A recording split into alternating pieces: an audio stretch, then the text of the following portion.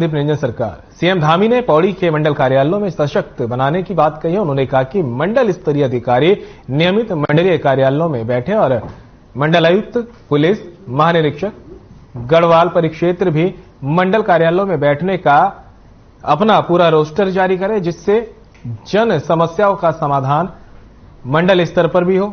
जिन मंडलीय अधिकारियों को विभागीय निदेशालयों में भी अतिरिक्त प्रभार दिए गए हैं, अगर बहुत जरूरी ना हो तो उन्हें सिर्फ मंडलीय कार्यालय में ही तैनात किया जाए। मंडल मुख्यालय में संचालित विभागीय कार्यालयों में कार्यरत अधीनस्थ अधिकारी और कर्मचारियों को भी अन्यत्र संबंध ना किया जाए। बता दें कि सीएम धामी ने सचिवालय में जनपद पौड़ी के मंडलीय मुख्यालय में मंडल स्तरीय कार्यालयों के संचालन और पौड़ी के सर्वांगीण विकास के संबंध में समीक्षा बैठक की थी और उसी दौरान सीएम धामी ने निर्देश अधिकारियों को दिए थे।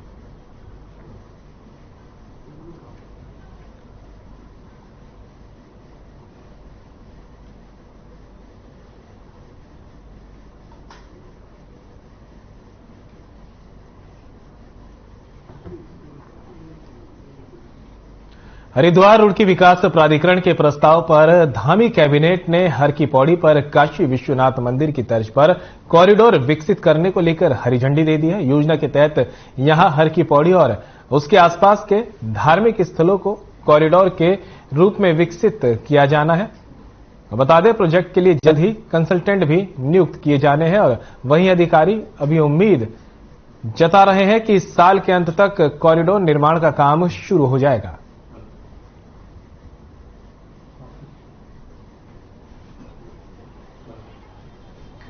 काशी कॉरिडोर की तर्ज पर हरकी कॉरिडोर बनाया जाएगा और उसकी विस्तृत रूप से डीपीआर तैयार की जाएगी और सभी के सहयोग से एक दिव्य हरिद्वार और नया हरिद्वार इसका निर्माण कार्य प्रारंभ होगा और हमारे मंत्रिमंडल ने और हम लोगों ने उसकी पूरी रूपरेखा का काम आगे कर दिया है। सभी एजेंसियां मिलकर उस पर काम करेंगी और उसमें हम सबका सहयोग लेंगे। सभी जो स्टेक होल्डर है उनसे भी बात करेंगे, सबके सुझाव लेकर उसमें आगे बढ़ेंगे। देखो, कॉरिडोर का जहां तक मामला, हरिद्वार के विकास की अगर कोई बात आएगी तो जिलाधिकारी महोदय ने अपनी तरफ से कहा कि संतोष एवं अखाड़ों से राय लेंगे, तो वो विषय जब हमारे संज्ञान में आएगा तो उसमें हम अपनी राय देंगे। अगर विकास की कोई बात आती है, कोई व्यक्ति बाहर से आकर के विरोध करेगा, उसको अखाड़े उसको मानेंगे नहीं। तो कॉरिडोर को लेकर आप क्या मानते हैं? कॉरिडोर में जो अगर आवश्यकता के अनुसार निर्माण कार्य तो बिल्कुल होना चाहिए, क्योंकि लाखों करोड़ों लोग हरिद्वार में आते हैं और भारत ही नहीं, अभी तो विश्व के सनातन धर्मावलंबियों की श्रद्धा है हरिद्वार के प्रति। शास्त्रों के उल्लेख के अनुसार कलयुग का प्रधान तीर्थ है हरिद्वार। अगर उसका कोई विकास का कार्य होता है तो वो अवश्य होना चाहिए, लेकिन उसमें यहाँ के स्थानीय व्यापारी और जनता को किसी प्रकार का कष्ट ना हो। कुल मिलाकर इस हरिद्वार हर की पैड़ी कॉरिडोर में ये 5 प्रोजेक्ट्स पर काम होना है, जो मोटे मोटे तौर पर भी इसकी गाइडलाइन बनी है। उसमें हर की पैड़ी का हमारा क्षेत्र है, कनखल का क्षेत्र है और जिसमें सती कुंड और सन्यासी रोड भी आती है। भूपतवाला का क्षेत्र है भारत माता मंदिर का और साथ ही मनसा देवी का और चंडी देवी का। इन सभी को विकसित करने का एक योजना इसमें तैयार हो रही है। अल्मोड़ा में नदियों से अवैध खनन करने वाले माफियाओं पर नकेल कसने के लिए अब जिला प्रशासन ने अपनी कमर कस ली है। आपको बता दें कि तहसीलदार अल्मोड़ा ने बताया कि अल्मोड़ा जिले की कोसी, सवाल, शेराघाट की नदियों से अवैध खनन करने की शिकायतें मिलने के बाद छापेमारी का अभियान चलाया जा रहा है। इस दौरान जेसीबी, पोकलैंड वाहनों को सीज कर खनन अवैध अधिनियम के तहत कार्रवाई भी की गई और बिना परमिशन के नोटिस जारी किया गया है।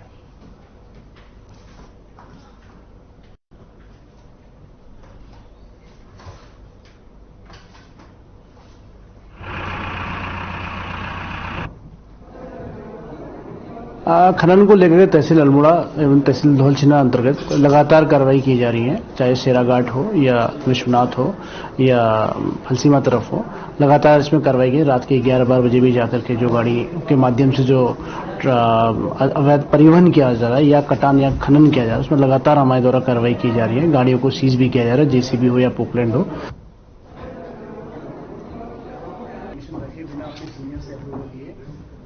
अल्मोड़ा नगर परिषद की बोर्ड की बैठक हंगामेदार रही। बैठक में 20 से अधिक प्रस्तावों पर चर्चा की गई। वहीं राज्य सरकार द्वारा 15वें वित्त की 2 किस्तों का बजट नहीं मिलने से नाराजगी भी यहां पर जताई गई है।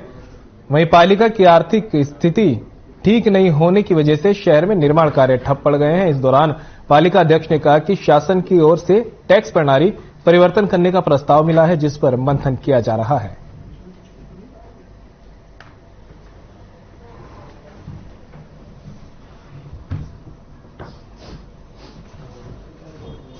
बैठक चल रही है और उसमें तमाम विषयों पर मंथन हो रहा है। अभी शासन के द्वारा एक निर्देश भेजा गया है कि जिसमें टैक्स प्रणाली में परिवर्तन करने की बात कही गई है, उसको बोर्ड के सामने रखा गया और उसमें अभी ईओ को निर्देश दिए गए हैं कि उसकी विस्तृत रूपरेखा तैयार करके अगली मीटिंग में उसको रखा जाएगा।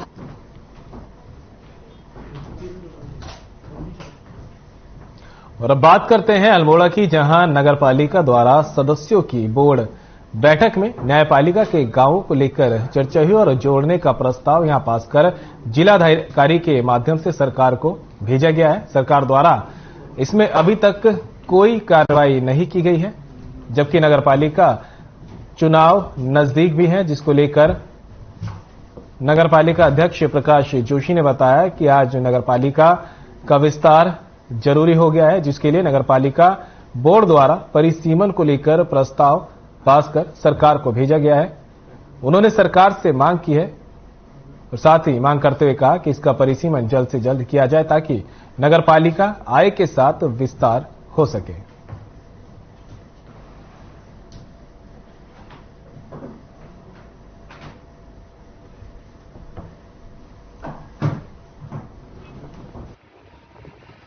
देखिए, परिसीमन का जो प्रस्ताव पालिका के द्वारा भेजा गया था वो सरकार के लगातार 2-3 बार सरकार का जो निर्देश हमें मिला था उसके तहत ही वो प्रस्ताव भेजे गए थे। तो लगभग 25 जो समीपवर्ती गांव हैं उनके प्रस्ताव पालिका ने सर्वसम्मति से पास करने के बाद जिलाधिकारी जी के माध्यम से सरकार को प्रेषित किए थे। शासन के कहने पर ही हमारे प्रस्ताव भेजे गए थे और ये शासन के ऊपर निर्भर है कि वो उन प्रस्तावों पर कार्रवाई करे।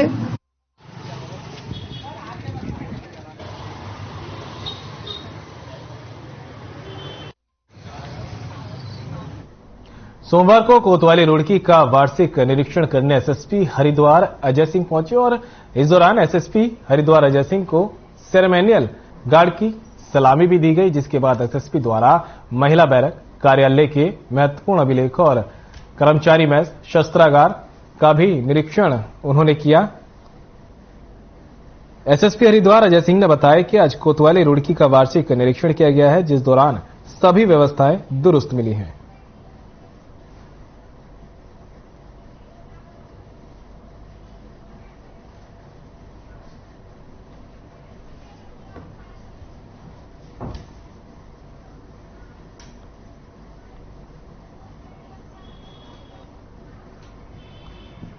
का उद्देश्य जो थाने के जो हमारे रिकॉर्ड्स है, माल है या अन्य वाहन खड़े होते हैं, साथ ही साथ जो थाने की जो और बिल्डिंग है, व्यवस्था है, उनको एक चेक करने से एक नवीकरण भी होता है, सफाई हो जाती है, साथ ही साथ सब चीजें व्यवस्थित हो जाती है, रिकॉर्ड चेक हो जाते हैं। कहीं कोई कमियां त्रुटियां हैं तो उसको भी हम लोग कोशिश करते हैं कि उसको निर्देश पूरे किया जा सके। तो उद्देश्य यही है कि थाने का जो पूरा सिस्टम है वो एक तरह से चेक किया जा सके, चाहे उसमें हर अधिकारी अपने अपने समय पर करते हैं। इसीलिए वार्षिक निरीक्षण कर रखा गया कोतवाली रुड़की में कि यहाँ की व्यवस्थाएं देख ली जाए, रिकॉर्ड चेक कर ली जाए और भी जो समस्याएं अगर थाना स्तर पर है कर्मचारियों की तो उनको भी सुन लिया जाए।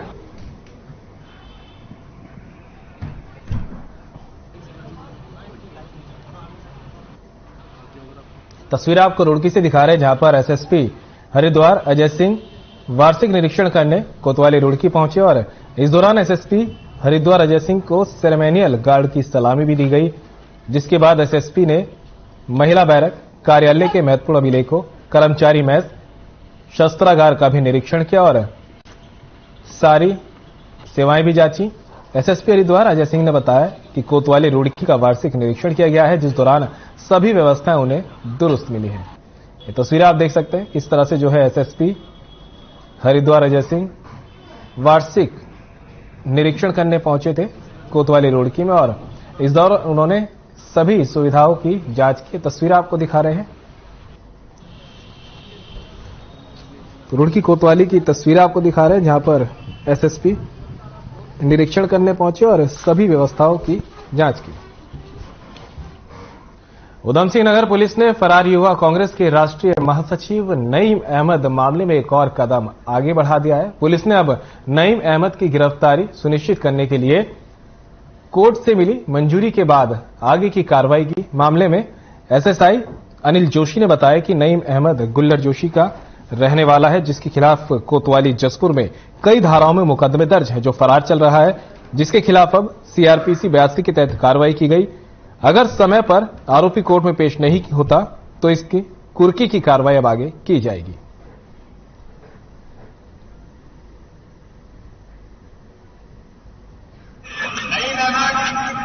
कोतवाली जसपुर क्षेत्र में एक नईम अहमद सुनाव अशरफ अली है, गुलरगोजी का रहने वाला। इसके खिलाफ कोतवाली जसपुर में एक 420 78 का मुकदमा है, जो काफी दिन से लगातार फरार चल रहा था, जिसमें पुलिस द्वारा इसके खिलाफ 82 का नोटिस प्राप्त किया और उसकी तामील आज की गई है। जो नियमानुसार कार्रवाई होती है, कार्रवाई अमल में लाई गई है। यदि मान्यालय पुलिस के समक्ष उपस्थित नहीं होते, इसके नियमानुसार 83 सीआरपीसी के तहत कुर्की वारंट प्राप्त कर संपूर्ण संबंधी कुर्की कार्रवाई अमल में लाई जाएगी।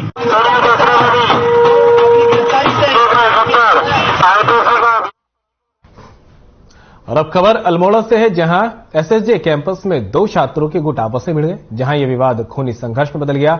इस दौरान एक युवक ने दूसरे गुट के युवक पर धारदार हथियार से जानलेवा हमला कर दिया, जिसमें युवक गंभीर रूप से घायल हो गया है, जबकि 2 अन्य युवकों को चोट आई है। बता दें, यह घटना देर शाम की है। बताया जा रहा है कि एसएसजे परिसर में फ्रेशर्स पार्टी के दौरान युवकों के 2 गुटों में झगड़ा हुआ। फिलहाल तीनों युवकों को बेस अस्पताल में उपचार के बाद हायर सेंटर के लिए रेफर कर दिया गया है। फिलहाल पुलिस पूरे मामले की जांच में जुट गई है। अल्मोड़ा की खबर आपको बता रहे हैं, जहां पर एसएसजे कैंपस में छात्रों के 2 गुट आपस में भिड़ गए, जहां विवाद इतना बढ़ गया कि खूनी संघर्ष तक यहां पर देखा गया। इस दौरान एक युवक ने दूसरे गुट के युवक पर धारदार हथियार से जानलेवा हमला कर दिया, जिसमें एक युवक गंभीर रूप से घायल हो गया, जबकि 2 अन्य युवकों को मामूली चोटें आई हैं। यह घटना देर शाम की बताई जा रही है।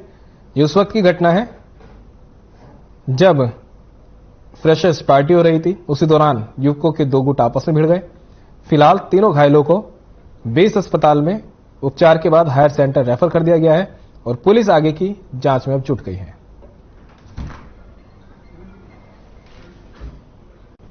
हाँ, इसमें ये आज कॉलेज में जो है एक लॉ फ्रेशर पार्टी थी, जिसमें ये झगड़ा हुआ दो पक्षों में लड़कों को। तो उसमें 3 लड़कों को चोटें आई हैं, जो कि अपना इलाज बेस में करा रहे हैं।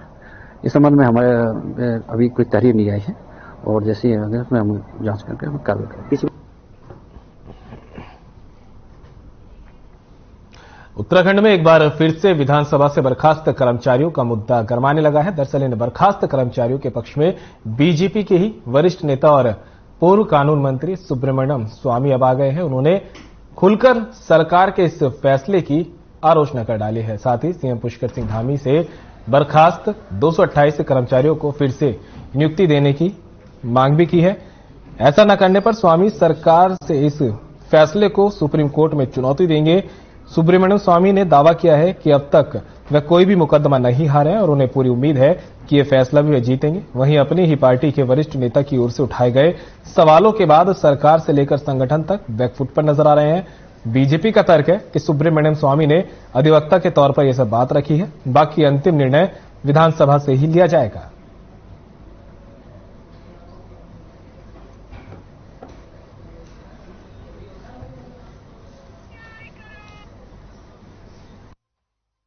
देखिए, सुब्रमण्यम स्वामी जी विद्वान अभिवक्ता हैं, अधिवक्ता हैं और निश्चित रूप से पार्टी के नेता भी हैं। लेकिन वो जिस विषय पर वो कह रहे हैं, उस विषय को उन्होंने एज ए अधिवक्ता ही उसको कहा है। अधिवक्ता का काम वो जानते हैं, वो कर भी रहे हैं, इसमें हमें कुछ नहीं कहना है। विधानसभा एक स्वतःशाही संस्था है, इंडिपेंडेंट बॉडी है और उन्होंने जो निर्णय लिया है उस निर्णय को भी माननीय न्यायालय ने सही साबित किया है। तो ये सुब्रमण्यम स्वामी जी का विषय है कि वो कोर्ट में इस केस को ले जाना चाह रहे हैं दोबारा या कहां उसकी पैरवी करना चाह रहे हैं, इस विषय में उन्होंने ही जानकारी दे दी है। इसको पार्टी को कुछ नहीं कहना है।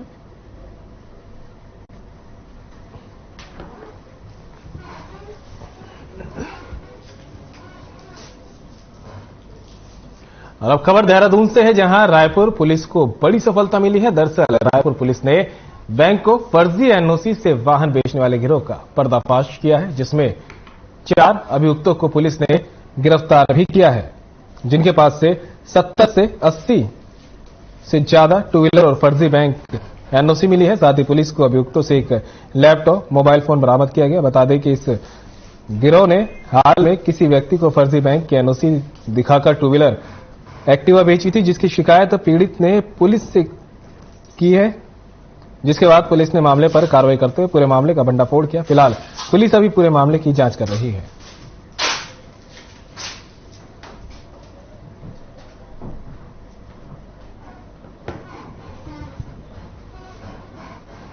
इस पूरे प्रकरण में आपको बता दूं, एक गैंग पकड़ा गया है 4 लोगों का, और उन 4 लोगों का गैंग से हमको ये जानकारी मिली, इसमें 4 लोग हैं और उन चारों का राहुल खरोला है, दीपक धने है, शाहरुख अहमद है और अजहर है।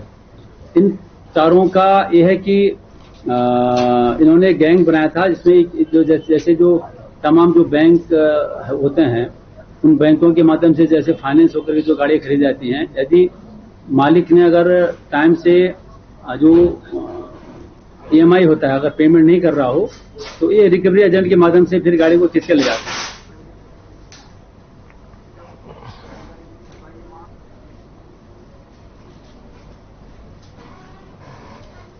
और अब खबर हल्द्वानी से है, जहां अवैध निर्माण के खिलाफ जिला विकास प्राधिकरण ताबड़तोड़ कार्रवाई कर रहा है। और जहां एक तरफ शहर में अवैध निर्माण को ध्वस्त करने की कवायद तेज हो चली है, तो वहीं दूसरी तरफ अब यह भी देखा जा रहा है कि बड़े बड़े कमर्शियल भवनों को उनकी पार्किंग की व्यवस्था किए जाने की लेकर नोटिस भी दिया जा रहा है।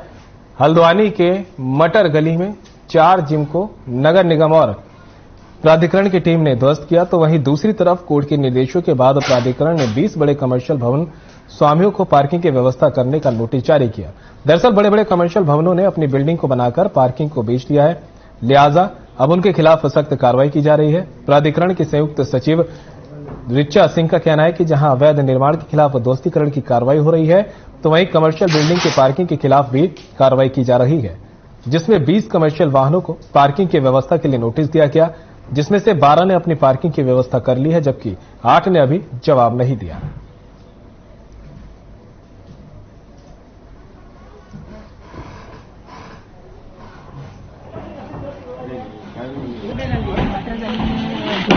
प्राधिकरण का चरण की कार्रवाई थी, उसमें व्यायामशाला के एरिया में कुछ दुकानें नहीं थी, उनको तोड़ा गया था, जिसमें 4 दुकानें पूरी तरीके से ध्वस्त हो गई थी और 4 दुकानों का लेंटर थोड़ा सा अवशेष रह गया था, तो उसे आंशिक विकृति रह गया था, इसको भी आज पूरी तरीके से ध्वस्त कर दिया गया है।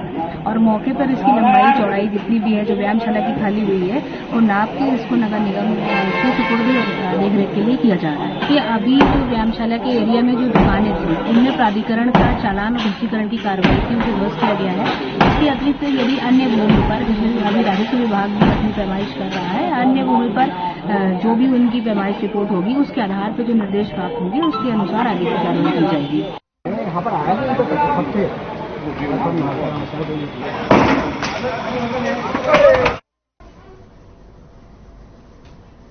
उधम सिंह नगर के किच्छा में पुलिस ने डोरीलाल हत्याकांड का खुलासा करते हुए मृतक के आरोपी दोस्त को गिरफ्तार कर लिया है। आपको बता दें कि शराब पीने के बाद हुई मामूली कहासुनी के बाद दोस्त ने ही दोस्त की हत्या कर दी थी, और अब फिलहाल किच्छा पुलिस ने आरोपी को गिरफ्तार करने के बाद न्यायालय में पेश करने की कार्रवाई शुरू कर दी। बता दें किच्छा कोतवाली के वार्ड नंबर 7 में शनिवार की सुबह प्लास्टिक के बोरे में एक 42 वर्षीय व्यक्ति का शव मिला था। शव मिलने की सूचना पर पुलिस मौके पर पहुंची थी। मृतक की पहचान वार्ड 7 निवासी डोरीलाल के रूप में हुई थी।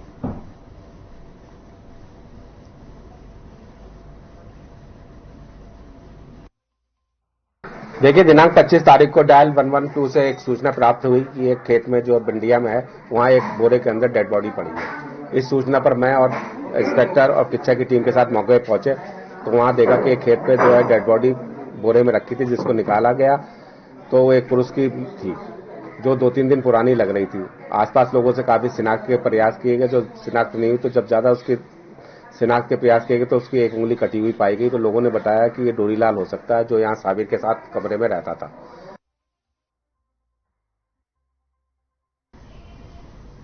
लक्सर के टीकमपुर गांव में बनाए जा रहे नाले के विरोध में ग्रामीणों ने पालिका प्रशासन के खिलाफ प्रदर्शन किया और तत्कालीन नाले का निर्माण कार्य रोकने की यहां पर मांग की गई है। ग्रामीणों ने बताया कि सुल्तानपुर नगर पंचायत प्रशासन एक नाले का निर्माण करा रही है। इस नाले का पानी उनके गांव के तालाब में छोड़ा जाएगा, जबकि उनके गांव का पहले से एक तालाब नाले की विढ़ से दूषित है। अब एक और नाले का पानी इसमें भर जाने के बाद गांव का सारा तालाब दूषित हो जाएगा। ग्रामीणों ने आशंका जताई है कि तालाब का पानी दूषित होने के बाद नलकूपों से भी दूषित पानी निकलेगा, जिससे भविष्य में कई तरह की बीमारियां फैल सकती है।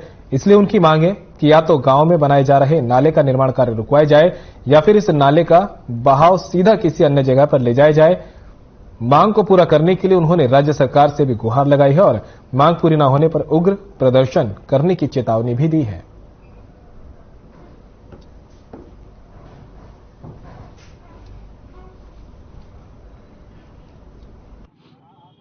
हमारे गांव में नाले की व्यवस्था कराई है, जो भी एक खुदरा है।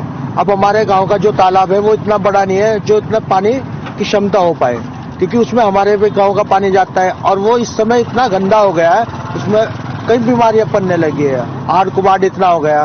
हमारी यही सबकी विनती है, हमारे यहाँ पे गाँववासी सभी आए कि ये नाला नगर पंचायत बंद कराए या इसकी व्यवस्था कहीं और कराए। के अंदर तालाब में, तालाब के अंदर ये पानी छोड़ा जा रहा है, जिसकी वजह से मेरे गांव में पहले से 2 नाले जा रखे हैं और उसी की वजह से पूरे गांव का पानी प्रदूषित हो चुका है, जो पीने योग्य पानी नहीं रहा। और मैं सरकार से मांग करना चाहता हूं कि ये जो नाले पहले से जो आ रखे हैं ये बंद करे जाएं और जो फिलहाल अभी मौजूदा कुनारी से जो कि दूसरी पंचायत बैठती है उसको वहां से एक नाला तैयार करके फिर दोबारा मेरे तालाब के अंदर छोड़ा जा रहा है, जो कि जिसकी वजह से और भी बीमारियां, गंभीर बीमारियां पैदा होने का खतरा हो रहा है। और मतलब बहुत ही सारी समस्या परेशान है कि सब लोग इतने परेशान है कि पीने का पानी योग्य ना रहने की वजह से सब लोग परेशान है कि सब लोग ये चाहते हैं कि ये पानी वहां ना जाके आगे और यहाँ से कुल और 500 मीटर एक तालाब पड़ता है, जो बरसाती पानी उसमें सभी का इकट्ठा होकर जाता है। टिक्कमपुर में जो हमारा गांव है, सुल्तानपुर से और कुन्हारी का जो गांव का पानी इकट्ठा होकर आ रहा है, हमारे गांव के छोटा सा एक तालाब है उसमें गिर रहा है और तालाब का पानी प्रदूषित हो गया।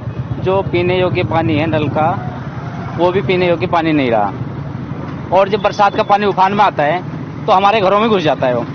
तो सरकार से हमारी मांग है, सिंचाई विभाग से हमारी मांग है कि इस नाले का पानी आगे जाकर के, आगे बेगम पुल है या कहीं भी है, इस पानी को आगे सप्लाई करा जाए। हमारी ये मांग है और सरकार हमारी मांग पूरी करे। और आपके माध्यम से हम कहना चाहते हैं कि हमारे गाँव की जो समस्या है आप सरकार तक के पहुंचाए। और खबर रामनगर से है, जहां कोतवाली पुलिस ने नशे के खिलाफ अभियान के तहत एक स्कॉर्पियो वाहन से 35 किलो गांजा बरामद किया है और साथ ही साथ 3 तस्करों को भी यहां पर गिरफ्तार किया गया है, जबकि 2 तस्कर अभी फरार बताए जा रहे हैं, जिनकी पुलिस तलाश कर रही है। बता दें, गांजा तस्करों ने स्कॉर्पियो वाहन गहरे गहरे गड्ढे कर उसमें गांजा रखकर तस्करी कर रहे थे। कोतवाल अरुण कुमार सैनी ने घटना की जानकारी दी और फरार तस्करों को जल्द गिरफ्तार करने के निर्देश दिए। देखिए, कप्तान साहब के निर्देशानुसार रामनगर पुलिस द्वारा लगातार नशे के विरुद्ध कार्रवाई कर रही है।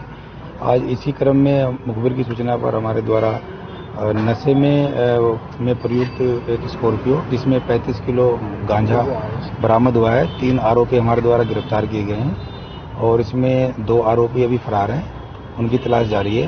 अभियुक्त के विरुद्ध थाना हाजा पर अभियोग पंजीकृत किया जा रहा है। अभियुक्त अल्मोड़ा के रहने वाले हैं, 2 पीरू मदारा क्षेत्र के रहने वाले हैं और अन्य अभियुक्त के बारे में भी जानकारी कर उनके बारे में जानकारी की जा रही है। और खबर उत्तराखंड में मेरे साथ इतना ही। आप बने रहिए और देखते रहिए तमाम बड़ी खबरें।